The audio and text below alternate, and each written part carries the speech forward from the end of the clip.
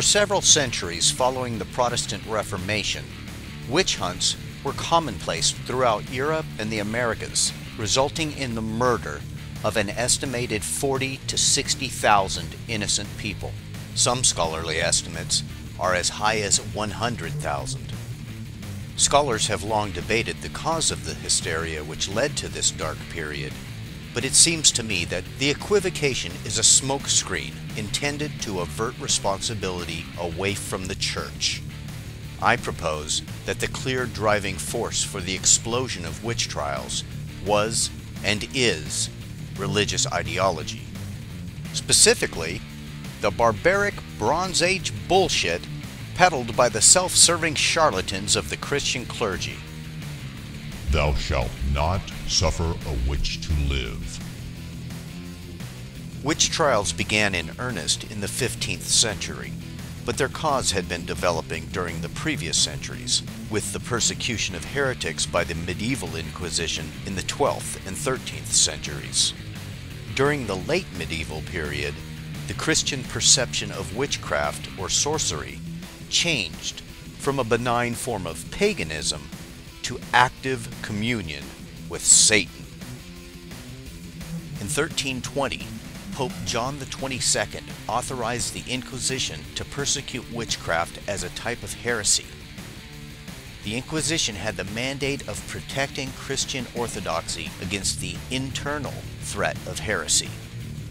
Over time, the church-fueled rumors of witchcraft gained momentum, and the hysteria spread like wildfire through northern Italy, Switzerland, and southern Germany. From 1431 to 1437, the Council of Basel standardized the stereotype of the satanic witch that would be propagated throughout the rest of the trials. Following the Council of Basel, the number of trials increased and spread throughout the Holy Roman Empire and beyond.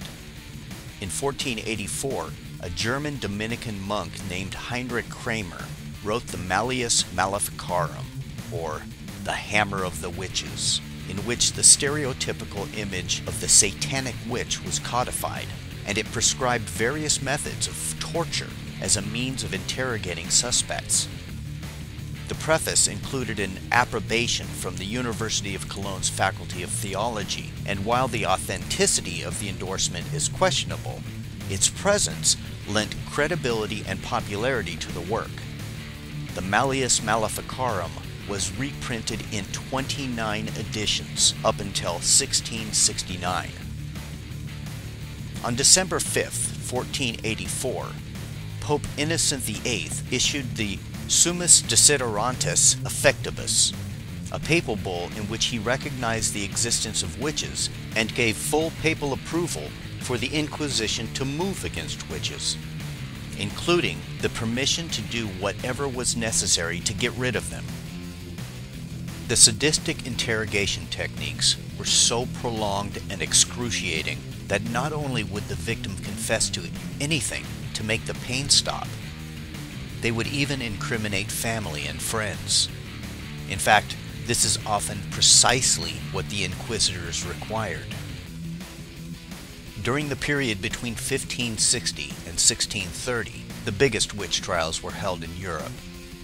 Notably, the Trier witch trials, the Fulda witch trials, the Würzburg witch trial, the Bamberg witch trials, each of which resulted in the brutal torture and execution of hundreds and thousands of innocent people, including entire families.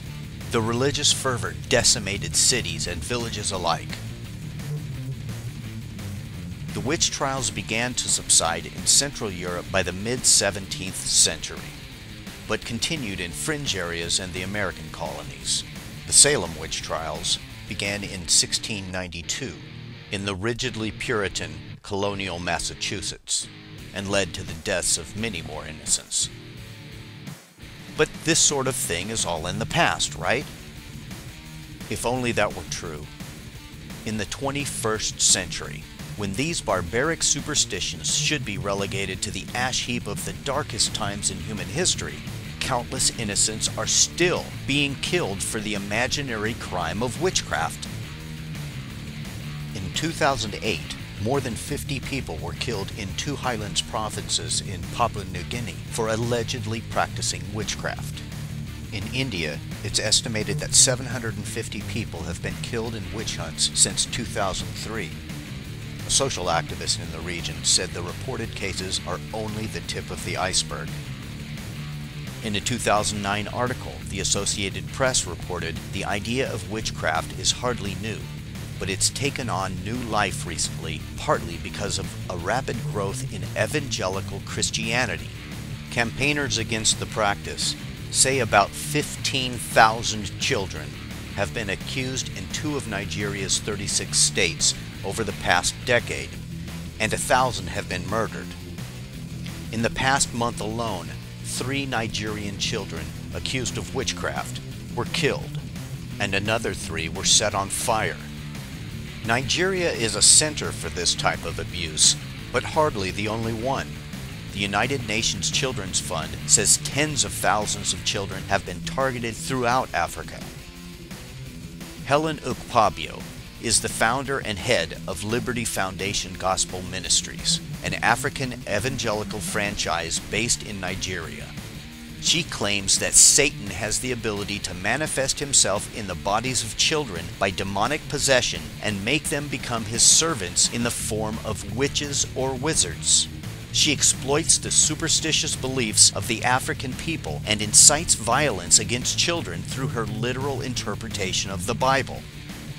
She has published several books and produced a number of films to spread the view that children can become possessed by evil spirits.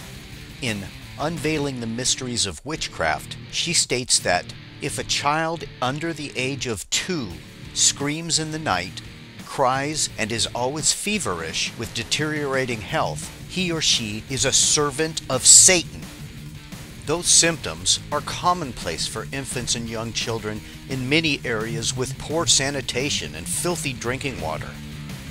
This fundamentalist bitch is blaming dysentery and diarrhea on demons.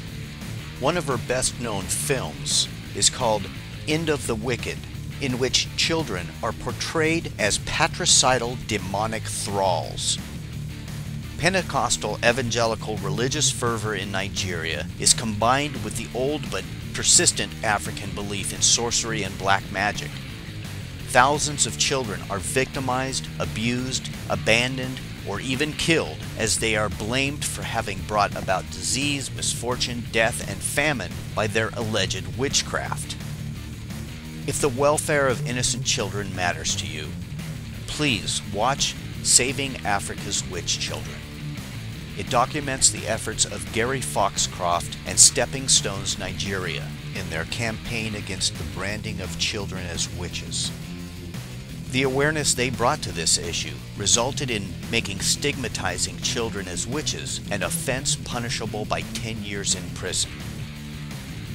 But if you believe that disease and misfortune are the result of witchcraft and are willing to endorse the torture, mutilation, and murder of children in the name of your God, you are evil. And it goes without saying, error, error, error, error, error.